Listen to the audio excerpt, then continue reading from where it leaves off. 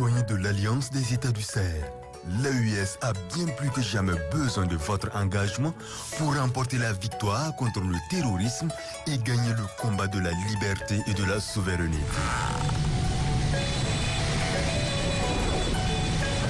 Soyons les maîtres de notre destinée, les artisans de notre libération et de notre développement. Ensemble, nous sommes plus forts.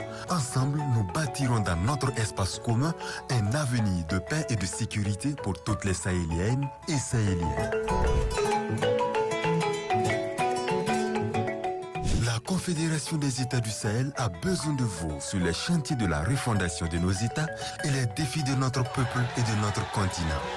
Unis et solidaires dans la fraternité avec les patriotes panafricains et l'ensemble des peuples épris de paix et de liberté, nous serons à la hauteur de notre ambition commune. L'AES, un espace, un peuple, un destin.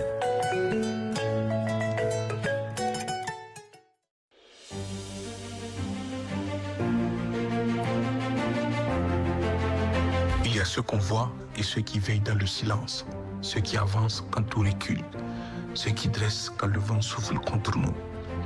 Ce sont nos forces de défense et de sécurité. Dans le sable, dans la poussière, dans les confins oubliés du pays, ils avancent sans plainte, sans repos pour nous.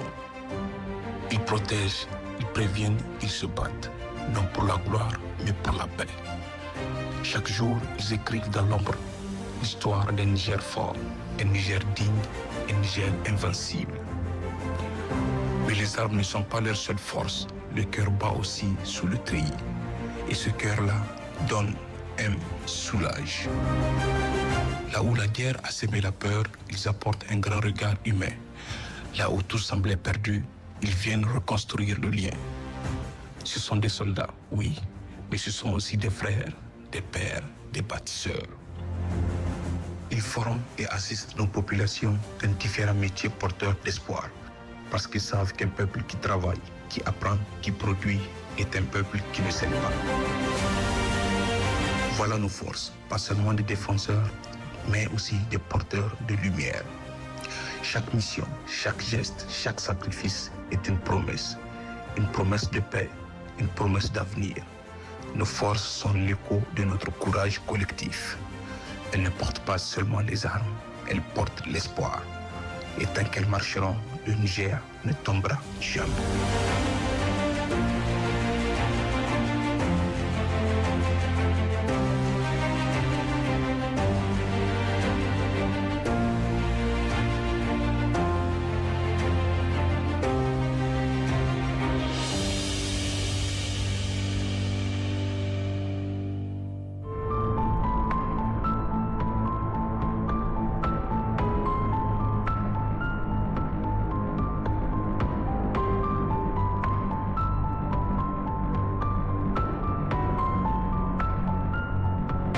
Les méthodes de recrutement des terroristes varient selon les groupes, mais plusieurs stratégies communes émergent et s'articulent autour de 5 points. 1. Manipulation idéologique. Les recruteurs exploitent des croyances religieuses ou politiques présentant des narrations qui justifient la violence. 2. Utilisation des réseaux sociaux. Les plateformes en ligne sont utilisées pour diffuser des contenus extrémistes pour établir des contacts avec des individus vulnérables. 3. Ciblage des communautés soi-disant marginalisées. Les groupes peuvent se concentrer sur des personnes ressentant une présumée aliénation ou une frustration leur permettant de développer un sens d'appartenance et une identité en lien avec leur communauté. Au Niger, aucune communauté n'est discriminée. 4. Utilisation des relations personnelles. Les recruteurs se servent des relations familiales, amicales ou communautaires pour faciliter le processus de recrutement. Enfin, 5. Formation et endoctrinement. Les groupes offrent des formations qui incluent des sessions d'endoctrinement pour renforcer leur idéologie et préparer les recrues à des actions violentes. Chers concitoyens, si vous êtes en face de quelqu'un dont le raisonnement est construit autour de ces 5 points, sachez que vous êtes sur le point de basculer de l'autre côté, celui des terroristes. Le Niger que nous chérissons n'a pas besoin de ça. Nous sommes dans la deuxième moitié du XVIIe siècle et le prince Kazalma Bundi Sayemi, originaire du Mandara au Cameroun, fonde un royaume au Mounio, dans la région de Gouré, avec comme capitale Birning Kafatak, située à environ 25 km à l'ouest de la localité actuelle de Gouré. Après le long règne de son fondateur, le royaume perd son unité du fait de nombreuses querelles successorales. Dans la première moitié du XIXe siècle, Kosso, fils de May Ibram, 1806-1810, et de Mayram Fanna, une princesse du royaume voisin du Koutous qu'elle est, arrive à s'imposer face à tous les princes rivaux, redonnant ainsi au Mounio son unité politique d'antan. Reconnu comme un souverain guerrier intrépide, Kosso réussit à donner au Mounio sa plus grande expansion. Sous son règne, en effet, tout l'espace compris entre le Damagaram à l'ouest, le Koutous au nord, Machina, Nigeria au sud et les régions situées au-delà de Goudmaria à l'est constituaient le domaine exclusif de Kosso, d'où le titre de Munioma, souverain du Mounio, à lui décerné et qu'aucun de ses prédécesseurs n'a eu le privilège de porter. Sous Kosso, le Mounio était reconnu comme le royaume prédominant des positions ouest du Bornou. En 1852, lors de son passage à Gouré, où il fut reçu par Kosso, l'explorateur Henri Barth, qui relevait au passage la forte personnalité et la noblesse des traits physiques et de caractère du Mounioma Kosso, présentait le Mounio comme un pays paisible et prospère. Barth nous apprend aussi que le Mounioma Kosso succomba en 1854, 2 ans seulement après son passage à Gouré.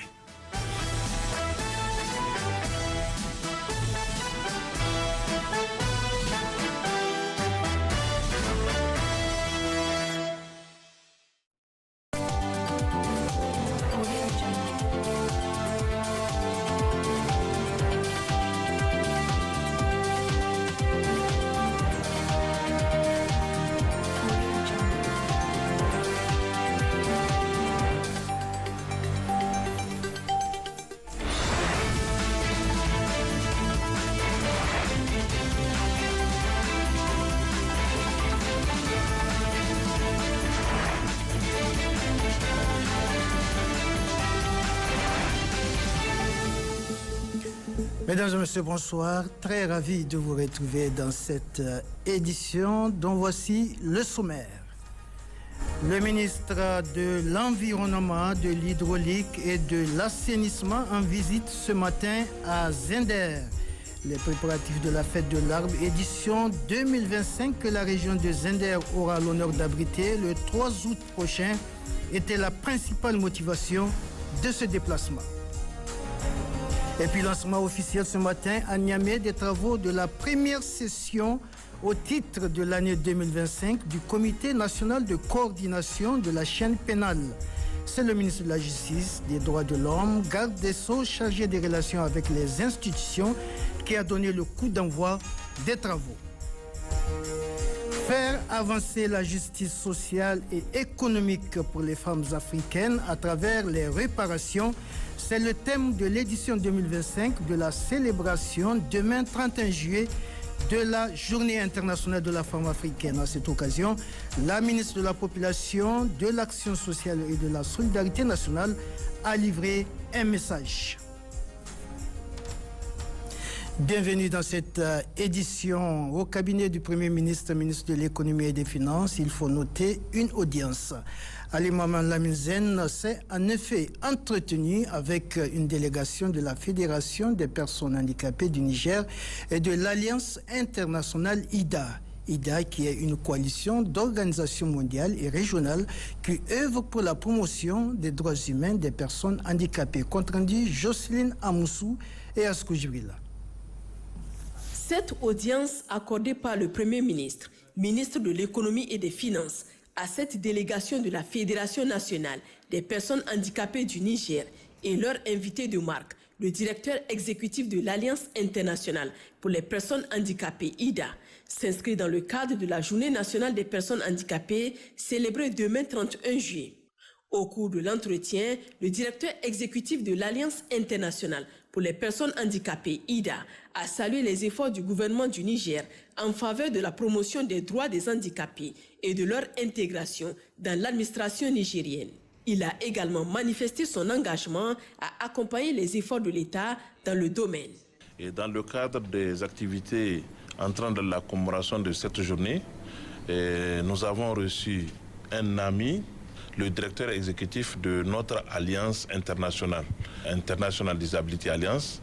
Il est venu témoigner de sa sympathie, de sa solidarité avec le peuple du Niger en général et les personnes handicapées en particulier. Et il a tenu à venir faire ses civilités aux autorités du Niger. C'est dans ce cadre que nous sommes venus rencontrer son Excellence, Monsieur le Premier ministre, qui a bien voulu nous recevoir. Nous avons débattu du développement de notre pays, de la construction de notre pays, de la refondation, de la souveraineté et la dignité retrouvée de notre peuple, qui est un processus en cours et processus dans lequel nous voudrions que ça soit le plus inclusif possible. Ça veut dire que toutes les filles et tous les fils du Niger doivent contribuer à la construction nationale. Et nous sommes venus apporter notre soutien et notre disponibilité à accompagner. L'Alliance internationale du handicap est l'organisation globale des personnes handicapées, donc au niveau mondial. Et donc nous sommes ici pour apporter notre soutien à la Fédération nigérienne des personnes handicapées dans la promotion de l'inclusion des personnes handicapées. La construction du Niger est une histoire commune, c'est une responsabilité commune qui engage tout le monde. Et donc nous sommes là pour soutenir la Fédération nigérienne des personnes handicapées dans ce travail consistant à veiller à ce que les droits des personnes handicapées soient inclus, mais aussi soutenir le gouvernement du Niger dans ce processus. Rappelons que l'Alliance internationale pour les personnes handicapées, IDA, est une coalition d'organisations mondiales et régionales qui œuvre pour la promotion des droits humains des personnes handicapées.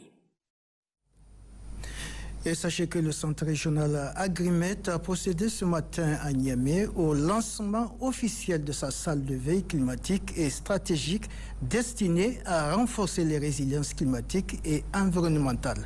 Cet événement s'est déroulé en présence du ministre de l'Équipement et des Infrastructures ainsi que des partenaires techniques et financiers. Compte rendu Rachida Ali Abdou et Philippe Tchaou.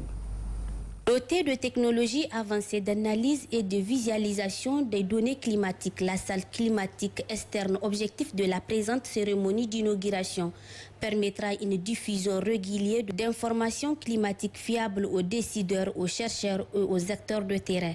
Elle vise également à améliorer la planification agricole, la gestion des ressources naturelles et à anticiper les risques climatiques majeurs.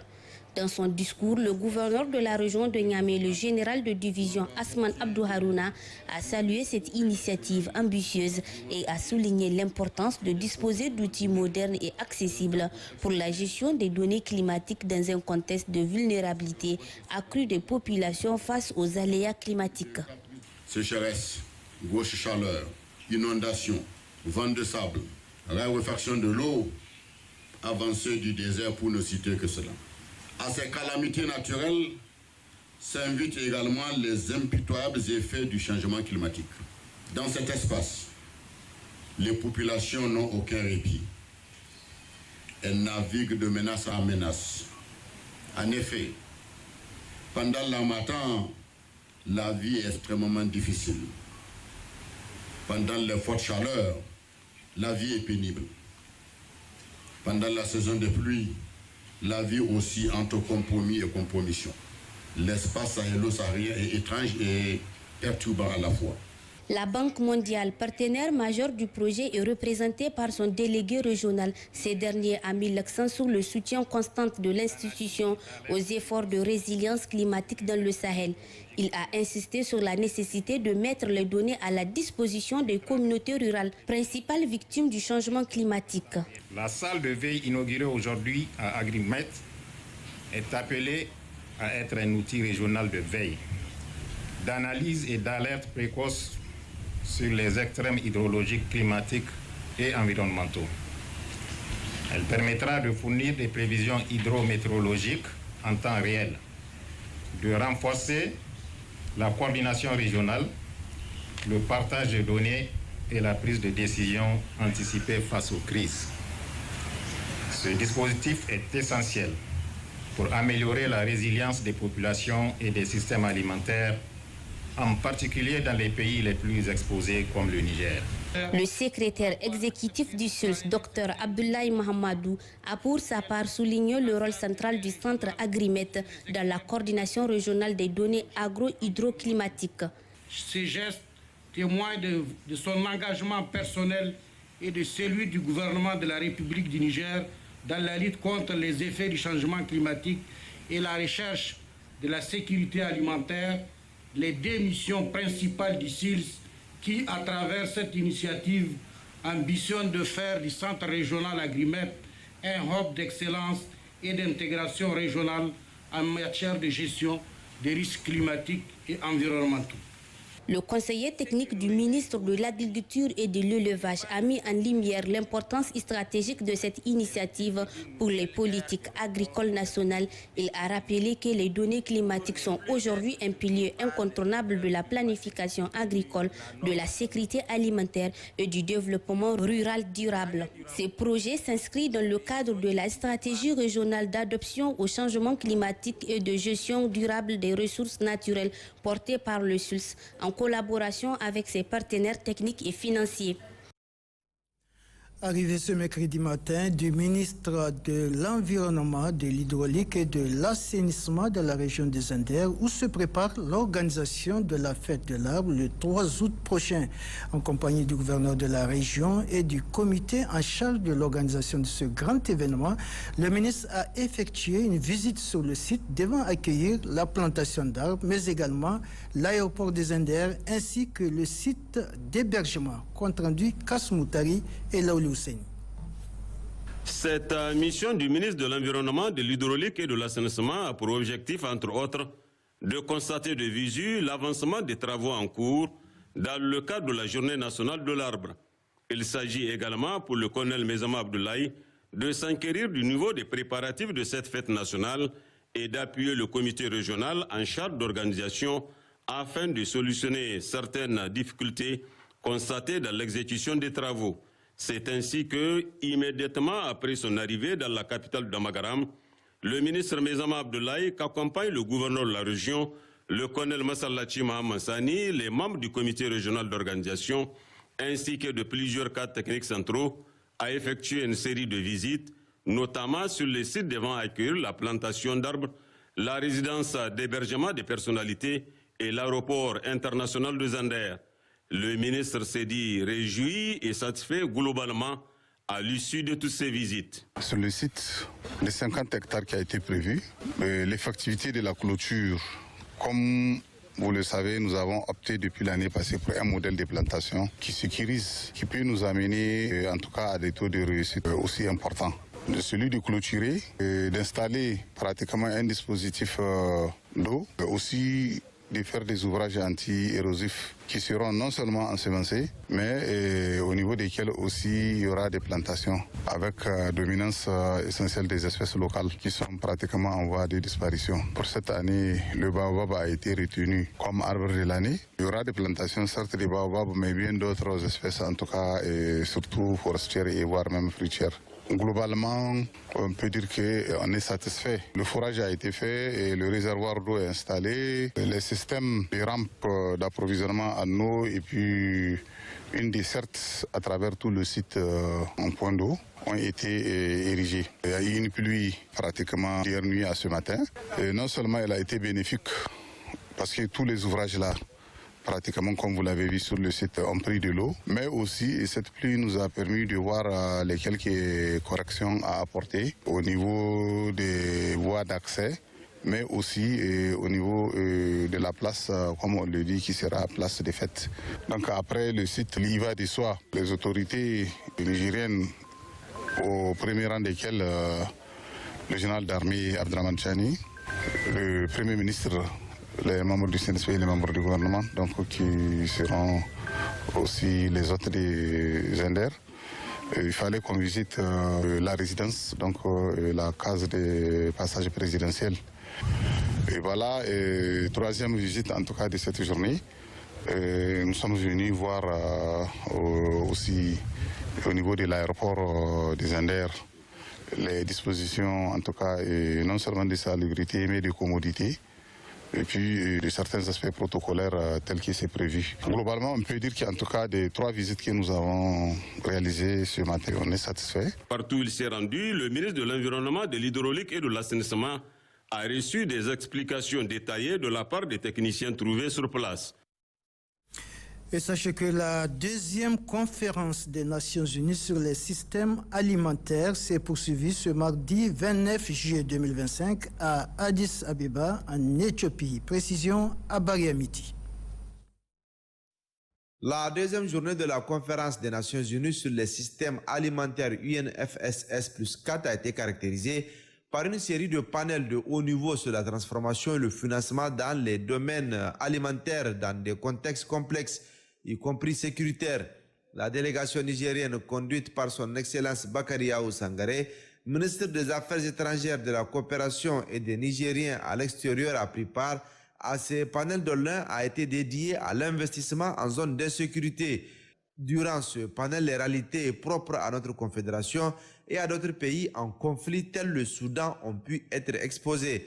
Ces panels ont par ailleurs servi de cadre pour rappeler aux partenaires onisiens et internationaux la nécessité d'inscrire leurs actions au Sahel dans le registre d'une coopération constructive globale qui favorise le respect mutuel et qui soutient la résilience des populations face aux conséquences des facteurs liés au changement climatique, dont entre autres l'insécurité alimentaire.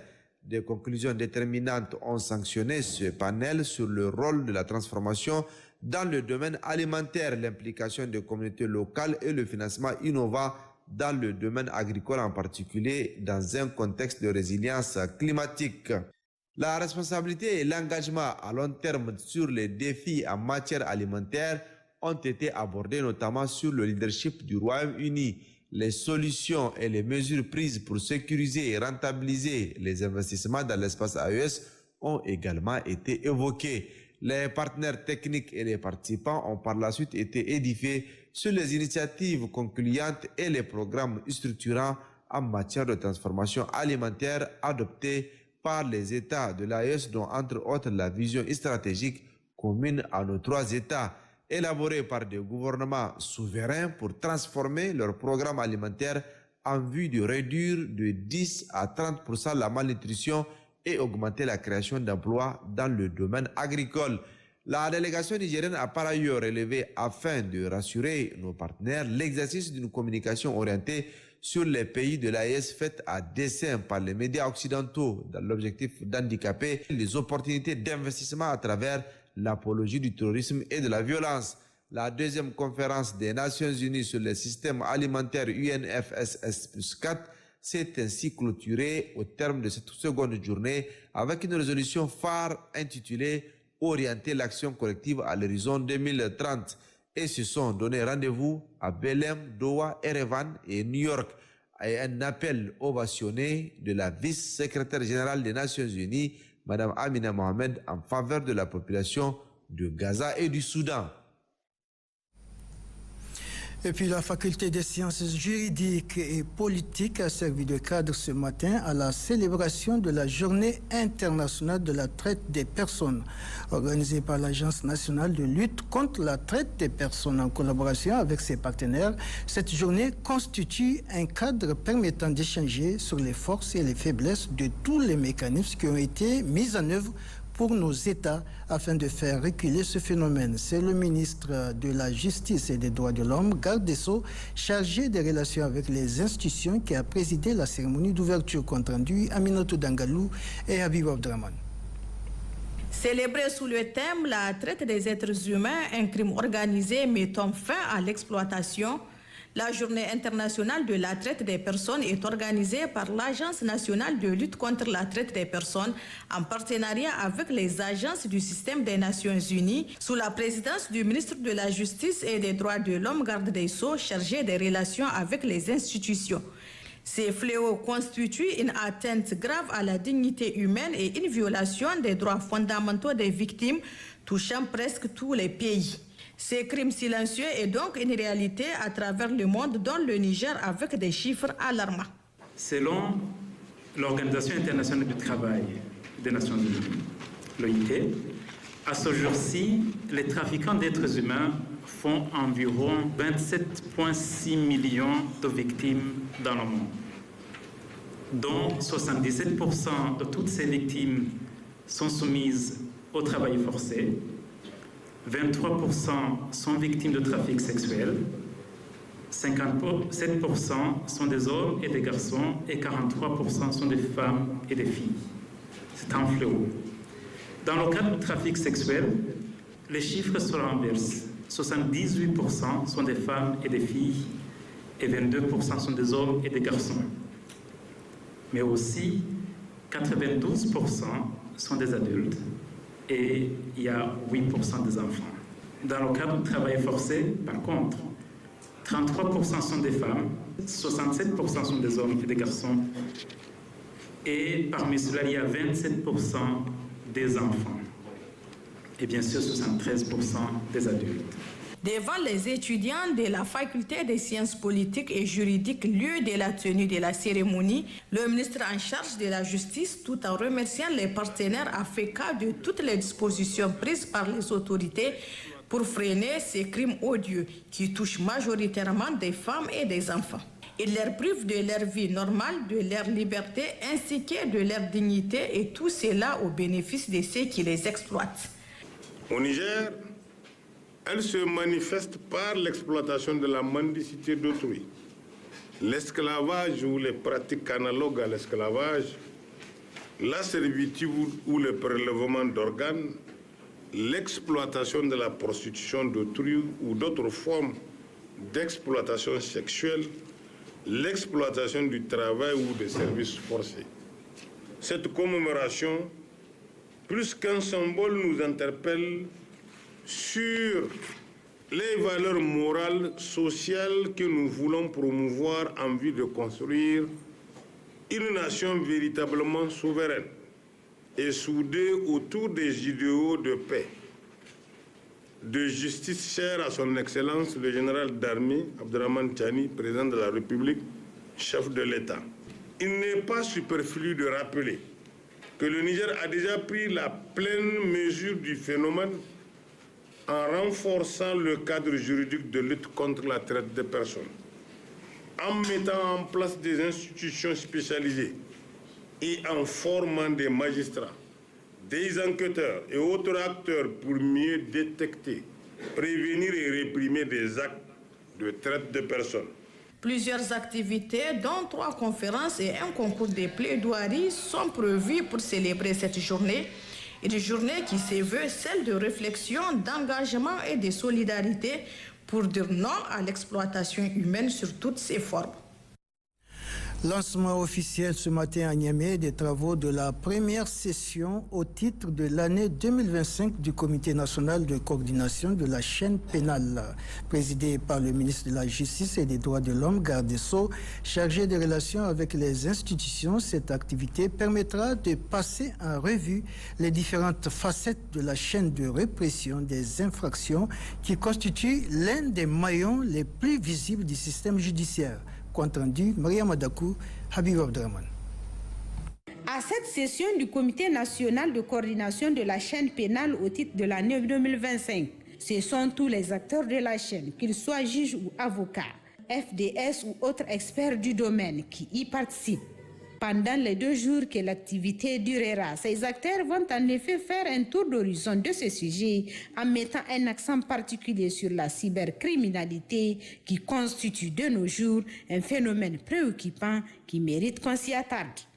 La première journée de nos travaux sera consacrée à la cybercriminalité, ce phénomène lié aux nouvelles technologies de la communication qui menacent non seulement nos concitoyens dans leur vie quotidienne et professionnelle, mais aussi les institutions de l'État, d'où l'intérêt pour nous de lui accorder désormais une attention particulière à la hauteur de la menace qu'il engendre.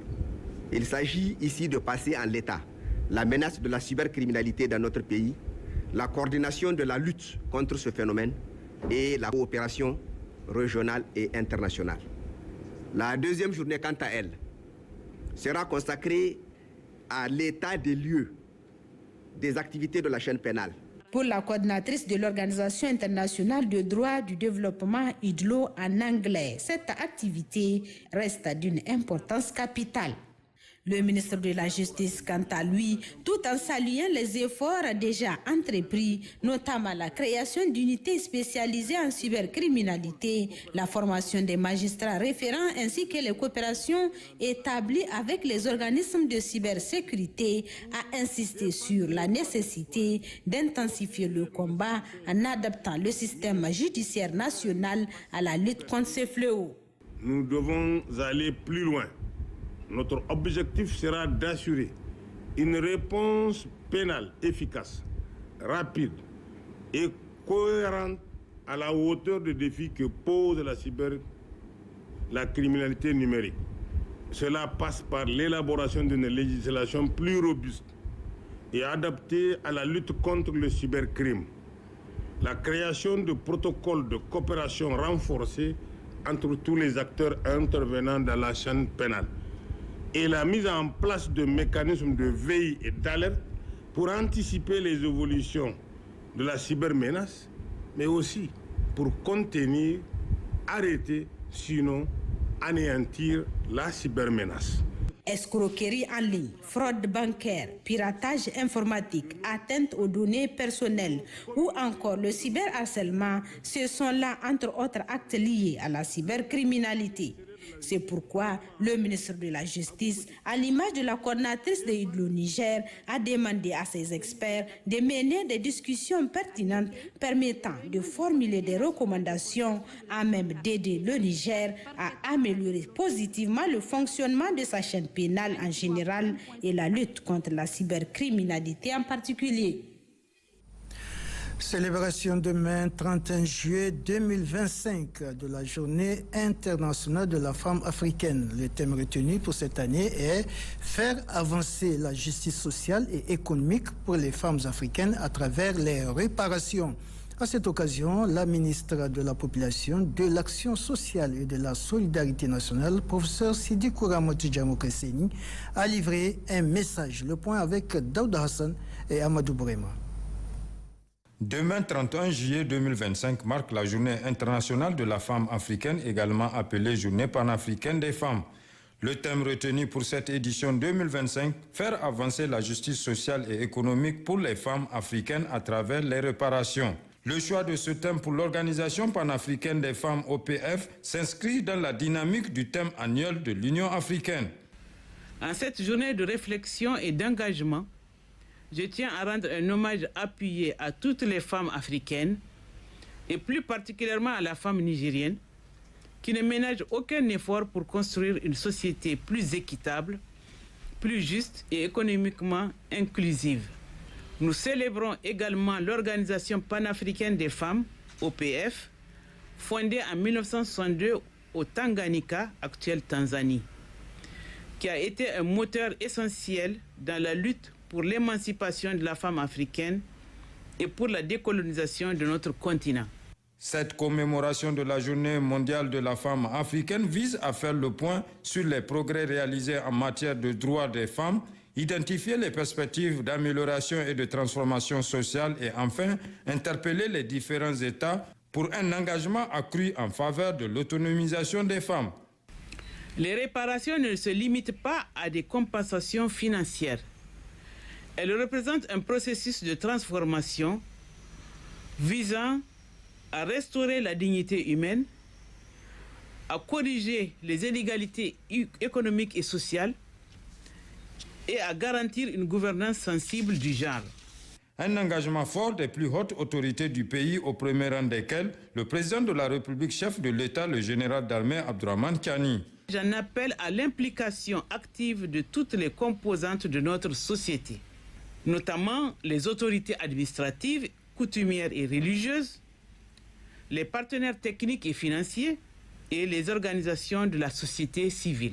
Chacun dans son domaine de compétences doit contribuer à bâtir un Niger où chaque femme est actrice à part entière de la justice sociale et du progrès économique. Ensemble, œuvrant à la promotion et à la protection des droits humains fondamentaux, avec une attention particulière à ceux des femmes et des filles. La ministre du Kouramatou Jamoko Seyni a pour finir indiqué que son département ministériel s'engage pleinement dans cette commémoration de la Journée internationale de la femme africaine, car il y va de la responsabilité de tous. Les secrétaires généraux des ministères ont bénéficié ce matin à Niamey d'une formation en vue de renforcer leurs compétences en matière de gestion de l'administration. À travers des échanges riches, ces responsables administratifs seront aptes à bien accomplir leur mission. C'est le directeur de cabinet du Premier ministre qui a ouvert les travaux. Compte rendu, Djamila Amadou et Hassan Moussa. Cette formation au profit des secrétaires des ministères a été organisée par le Haut Commissariat à la modernisation de l'État. Elle s'inscrit dans le portefeuille gouvernemental pour redynamiser l'administration nigérienne face aux nouveaux défis. Au cours de la présente formation, le directeur de cabinet du Premier ministre rappelle l'importance accordée à celle-ci, notamment dans le cadre de la refondation, car le président de la République, chef de l'État, le général d'armée Abdraman Chani, a lancé un nouveau chantier qui va permettre au peuple d'asseoir une véritable souveraineté. Ousmane Samba Mamadou a surtout insisté sur les objectifs de cette formation qui vise entre autres à recadrer le rôle de ces cadres de l'administration pour qu'ils soient davantage efficaces. Pourquoi un séminaire? D'abord, c'est le contexte. Le contexte a changé depuis 2 ans maintenant. Nous avons effectivement une nouvelle façon de voir les choses. Une nouvelle gouvernance s'impose. Une autre façon d'administrer aussi. Et de gérer nos cadres s'impose. L'administration est au centre de tout. C'est un outil central pour le développement. Et les secrétaires généraux, je vous apprends bien, vous êtes, je dirais, les premières personnalités dans un ministère. Vous êtes, je dirais, le premier agent de l'État à chaque ministère, puisque les ministres sont politiques. Ils vont, ils viennent. Les secrétaires généraux sont permanents. Ils sont là, justement, pour veiller à ce que tout cela marche. Nous avons donc un nouveau chantier lancé par le général d'armée Abdraman Chani depuis le 26 juillet 2020. Ce nouveau chantier demande de nouveaux comportements de la part de notre administration, mais aussi de la part de notre population. Ça demande une façon de voir les choses et c'est un chantier pour lequel je dirais les secrétaires généraux sont les chefs de chantier. Vous êtes la cheville ouvrière, on dirait, de notre stade, mais vous êtes au-delà d'un ouvrier, vous êtes le chef de chantier. Et ce chantier qui a été lancé a besoin, je dirais, de vous, mais aussi a besoin que vous aussi vous imprégniez de cette nouvelle philosophie, de cette nouvelle manière de voir les choses. Je sais que vous l'avez déjà, mais il est important qu'on se réunisse pour en parler. Et c'est pour ça que le Premier ministre, M. Mohamed Ali Lamine avait demandé à ce que le Haut Commissariat, comme il l'avait fait d'ailleurs pour les ministres, puisse réunir les secrétaires généraux en 2e position et les entretenir de cette nouvelle façon de voir les choses, cette nouvelle philosophie de gouvernement. Dans sa présentation, le Haut Commissaire à la modernisation de l'État est revenu sur les facteurs qui bloquent le bon fonctionnement de l'administration nigérienne. Amadou Saleh Oumarou s'est également apaisanti sur plusieurs questions d'intérêt général à prendre en compte pour capitaliser et apporter des changements positifs. Les relations diplomatiques, l'utilisation des réseaux sociaux, l'environnement et ses dimensions ont été entre autres points au centre des échanges dans le cadre de cette formation des secrétaires généraux des ministères. Et sachez que le comité de gestion du Fonds de solidarité pour la sauvegarde de la patrie continue de réceptionner les contributions ce mercredi 30 juillet 2025. C'est le comité des assurances qui a contribué à hauteur de plus de 3 millions de francs CFA de prélèvement sur la souscription de chaque assurance. Compte rendu Sifarouna et Suleiman Wali. Ce 30 juillet 2025, la présidente du comité de gestion du Fonds de solidarité pour la sauvegarde de la patrie a réceptionné au siège du fonds la contribution du comité des assureurs à travers le prélèvement mensuel sur chaque souscription d'assurance. Nous sommes venus aujourd'hui remettre les chèques sur les prélèvements qui sont effectués pour le compte du Fonds de solidarité en vue de l'appel qui a été fait par les autorités pour le développement de la patrie sur le plan sécuritaire, sur le plan économique. Et c'est un devoir pour tout citoyen de répondre à cet appel-là. Mais ces prélèvements qui ont été effectués ne sont pas supportés par les assurés.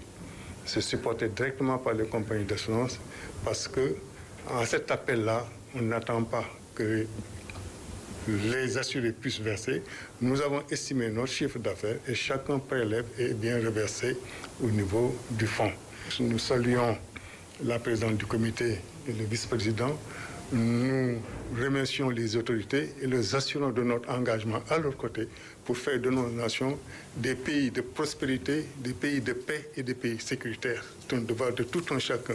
L'Afrique ne sera pas construite par d'autres, c'est nous qui devons le faire et nous devons prendre toute initiative qui nous permet d'aller dans ce sens. Pour ce mois de juin, le prélèvement qui a été effectué sur l'ensemble du marché s'élève à 3 752 200 francs.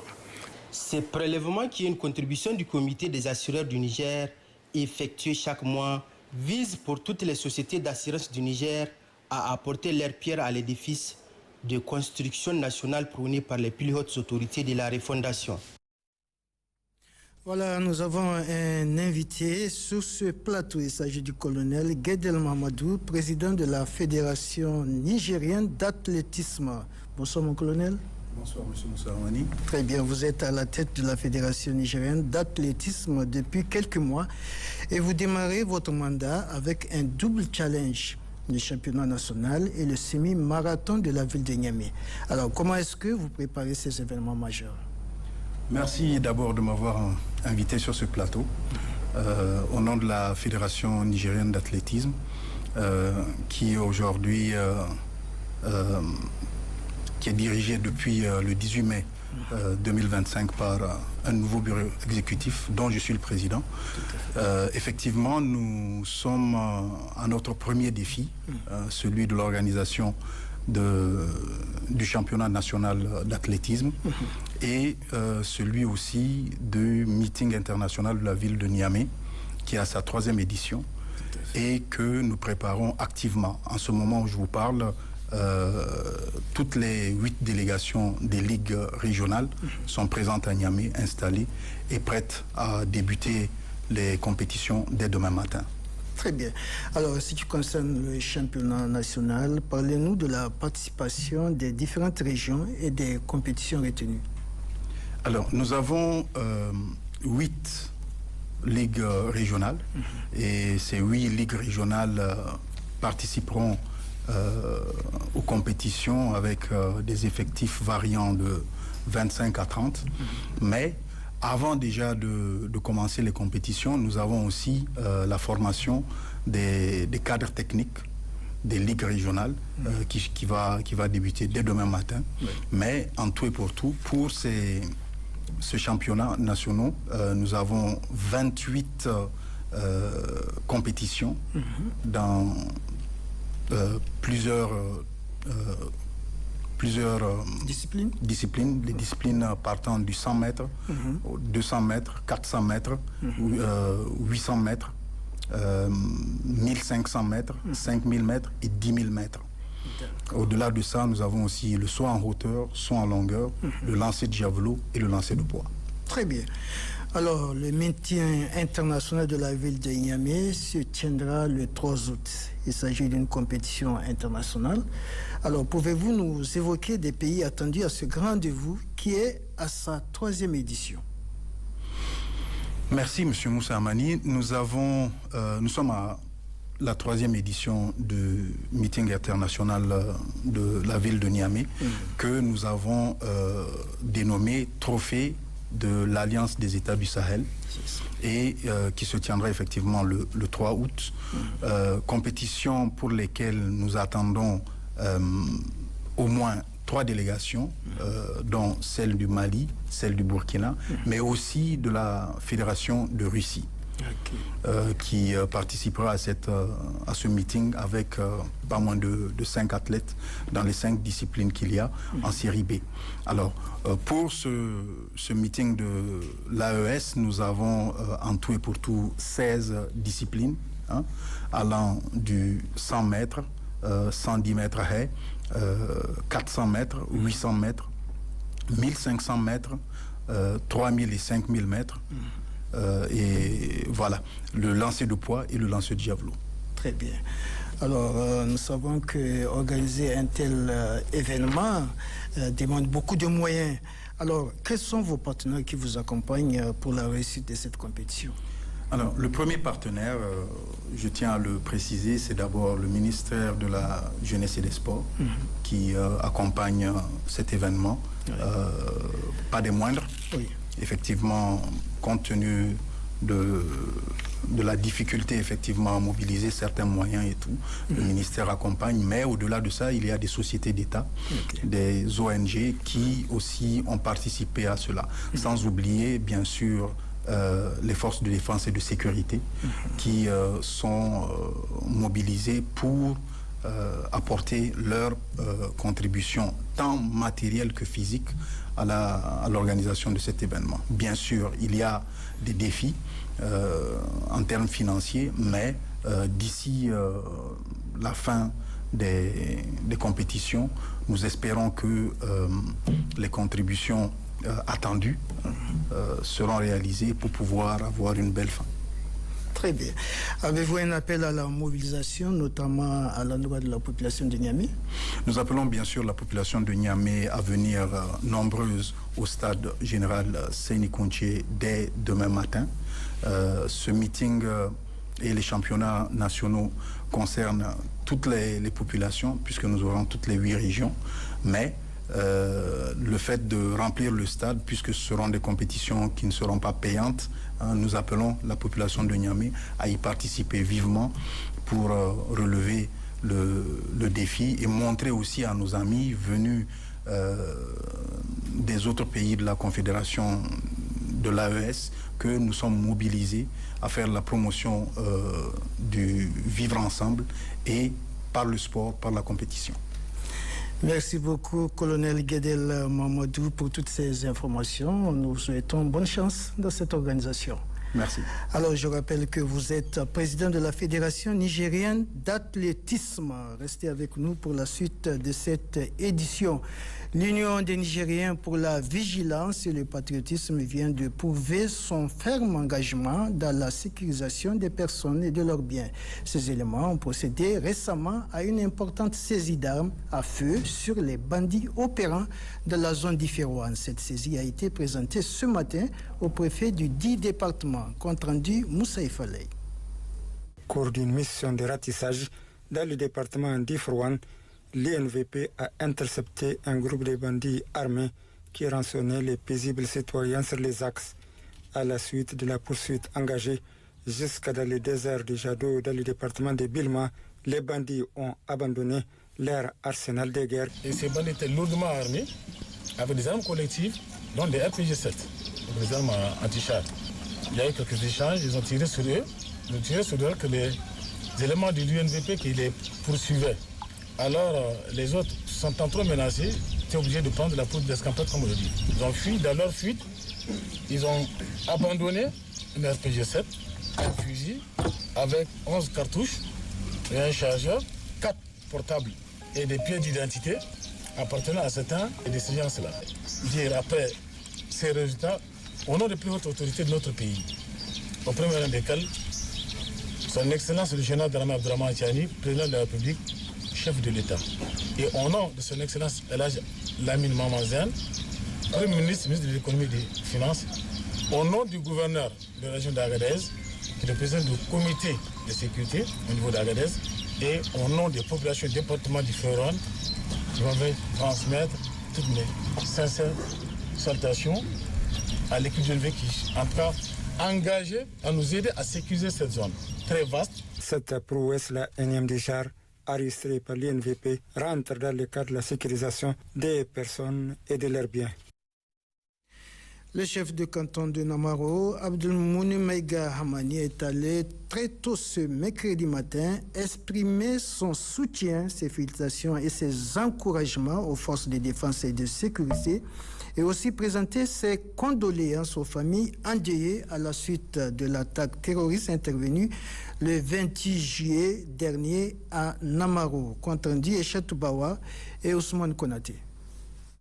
48 heures après l'exploit des forces de défense et de sécurité suite à l'attaque terroriste dans la ville de Namaro, le chef de canton de la dite localité, accompagné d'une délégation, parmi laquelle le chef de canton de Karma, s'est rendu auprès des unités engagées pour saluer leur bravoure et leur promptitude à riposter rapidement. Une riposte qui a permis d'éviter un bilan lourd et de repousser les assaillants.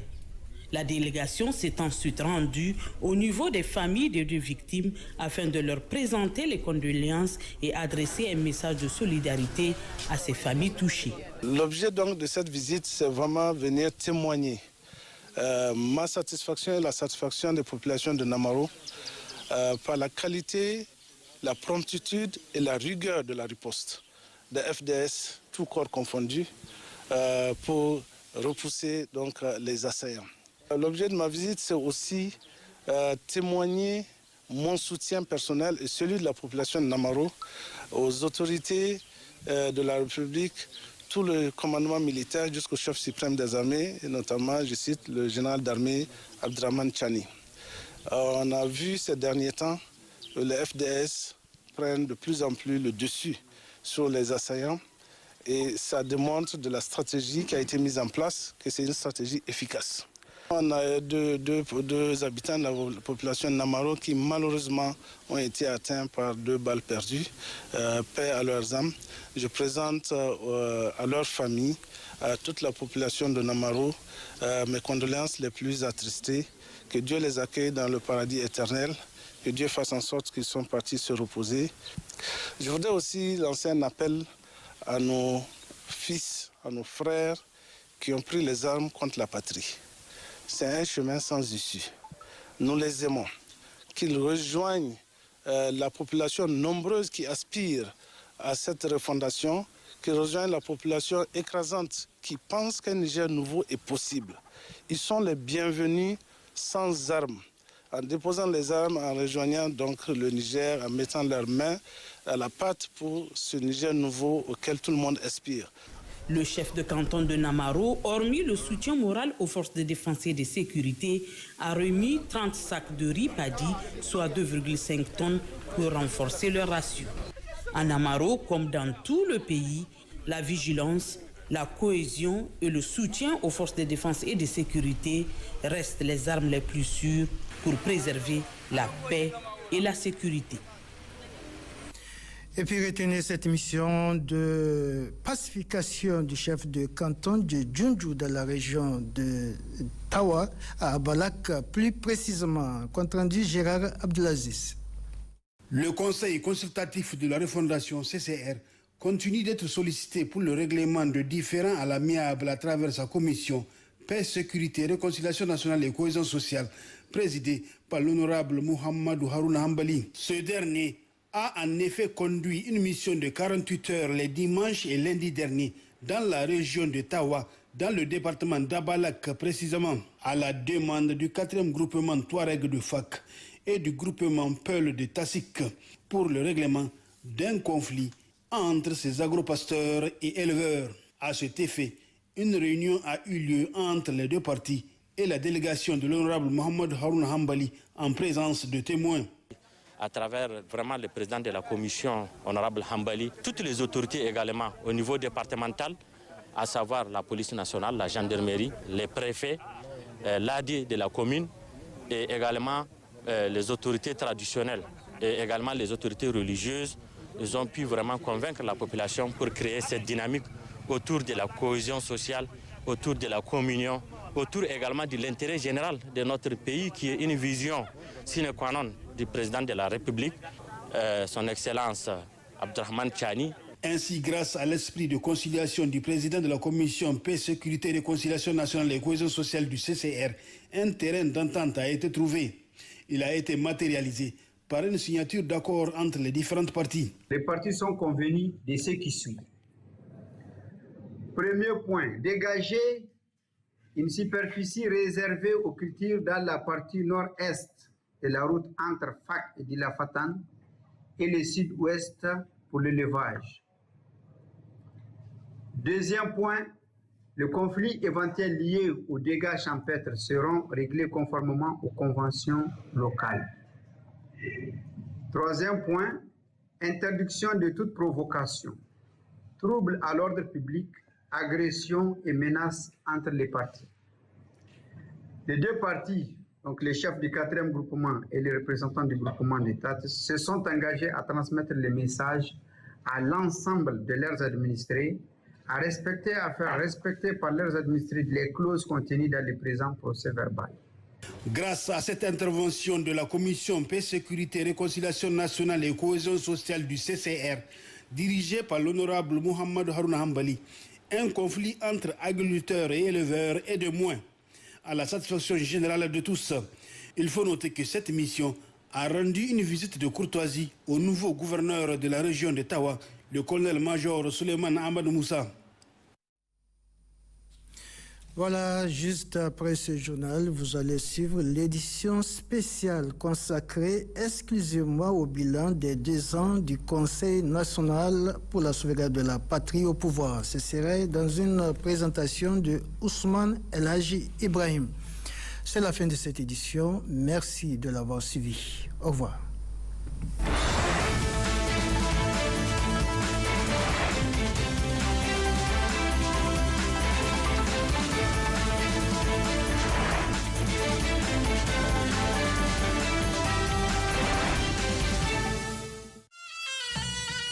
Nous sommes dans la deuxième moitié du XVIIe siècle et le prince Kazalma Bundi Sayemi, originaire du Mandara au Cameroun, fonde un royaume au Mounio, dans la région de Gouré, avec comme capitale Birning Kafatak, située à environ 25 km à l'ouest de la localité actuelle de Gouré.